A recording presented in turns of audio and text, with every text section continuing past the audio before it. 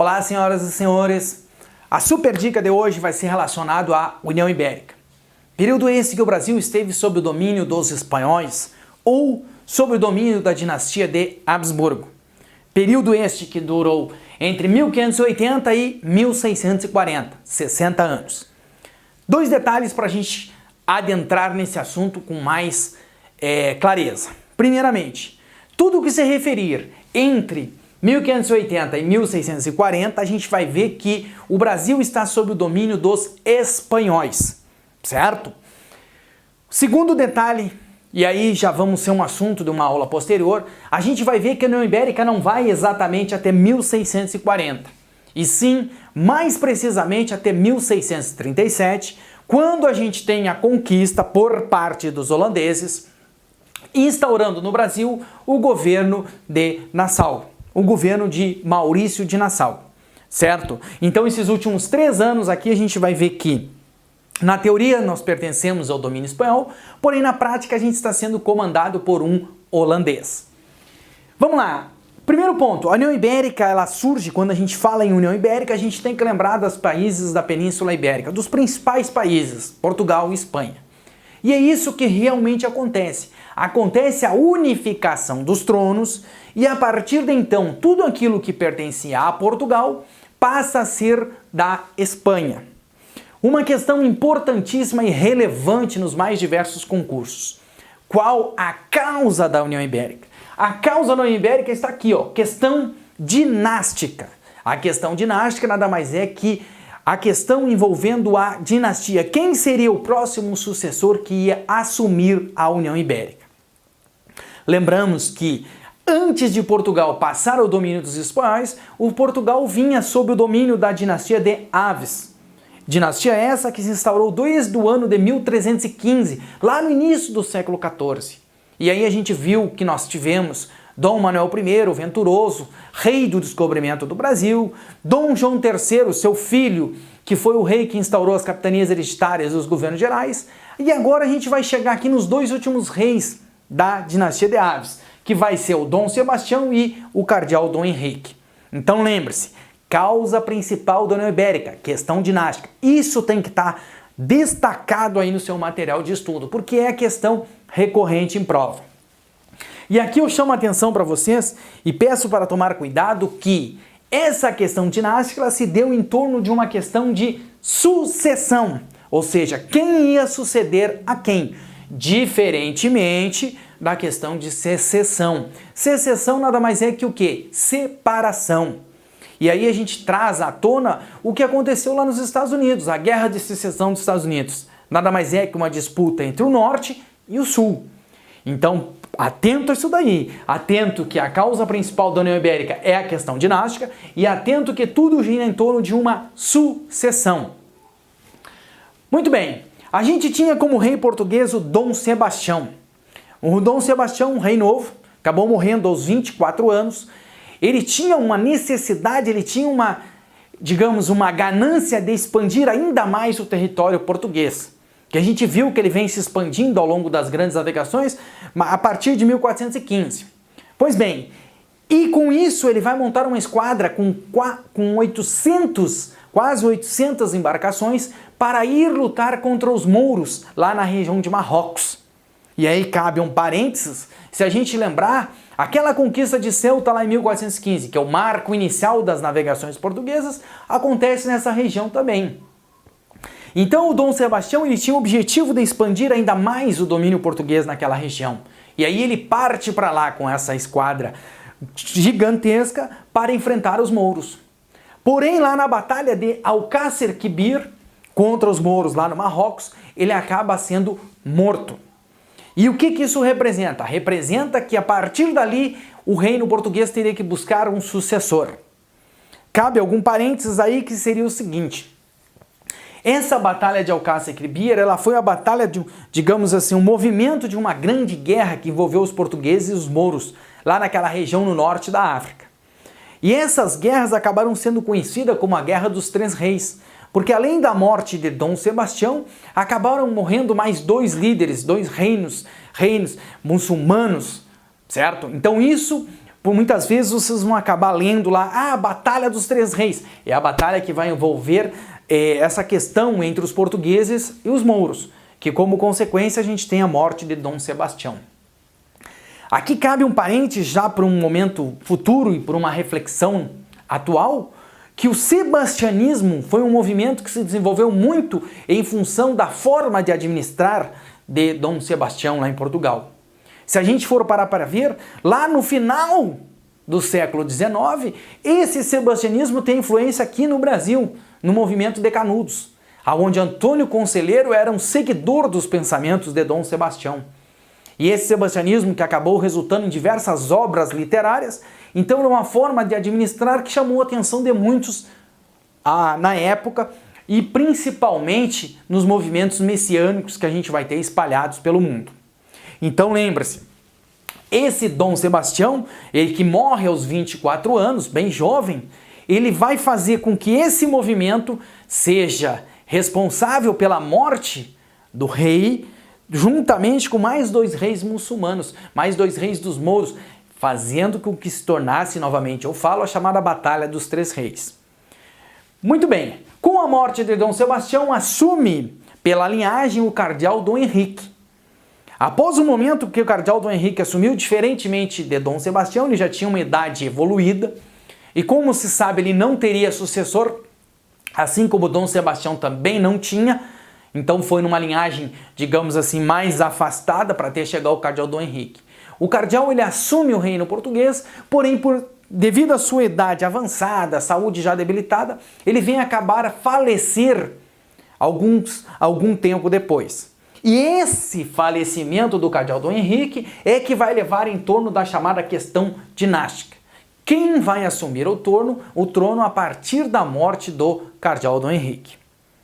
Um ponto interessante que a gente não pode deixar de passar despercebido é que a morte do cardeal Dom Henrique ela dá encerramento à famosa dinastia de Aves. Aquela dinastia que foi responsável pelas grandes navegações, pelo descobrimento do Brasil, ela acaba com a morte do cardeal Dom Henrique. Aquela dinastia, que nem a gente falou, surgiu lá em 1315, início do século XIV.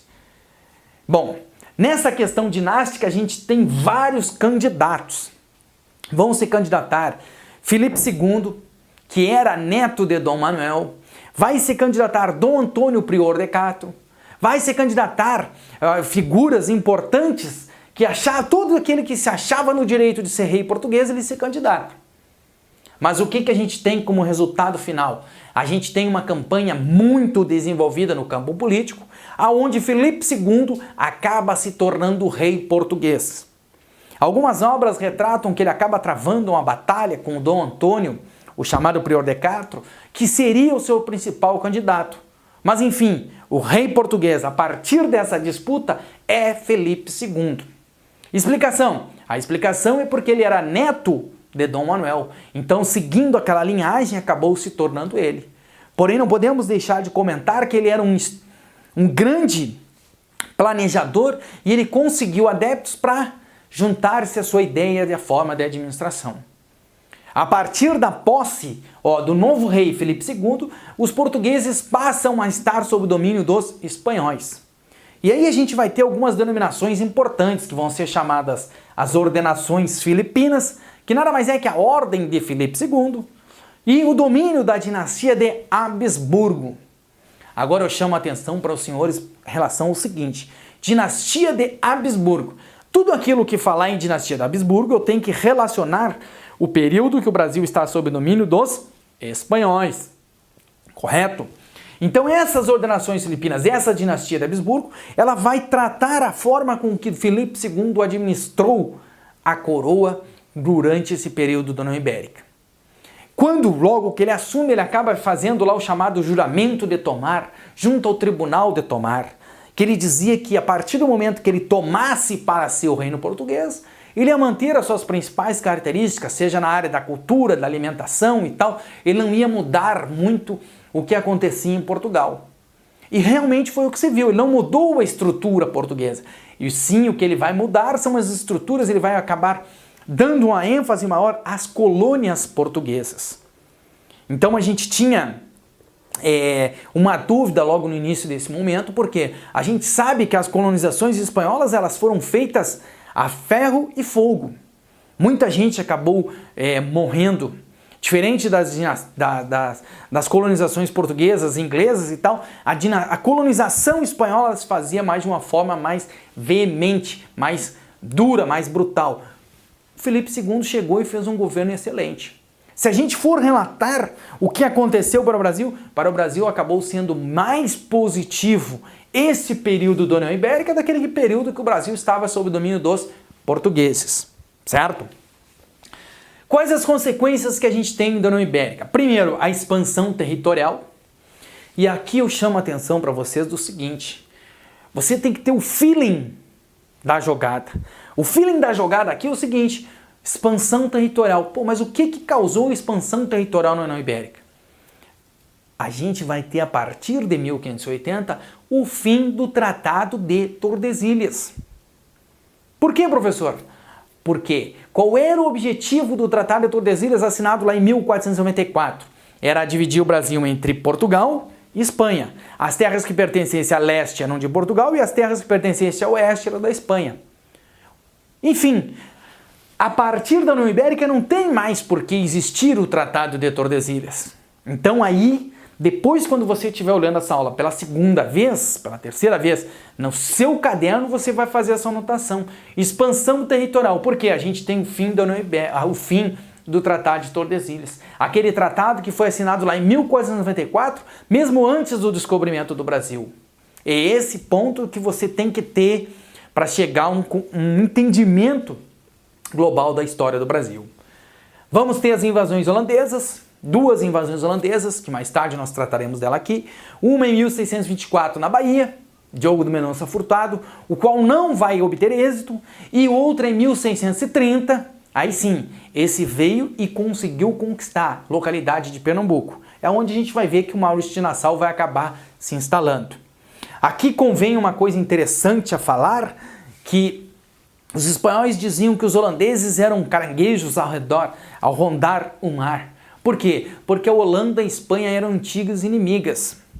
E a partir do momento que a Espanha conquista suas colônias, ela tem um poder maior para conseguir combater. O que a Holanda faz? Pô, eu não posso ir lá e bater na Espanha, então eu vou bater nas suas colônias. Com isso a gente vai acabar tendo as chamadas invasões holandesas. É aí que surge a Companhia das Índias Ocidentais, nesse período, e Companhia das Índias Orientais.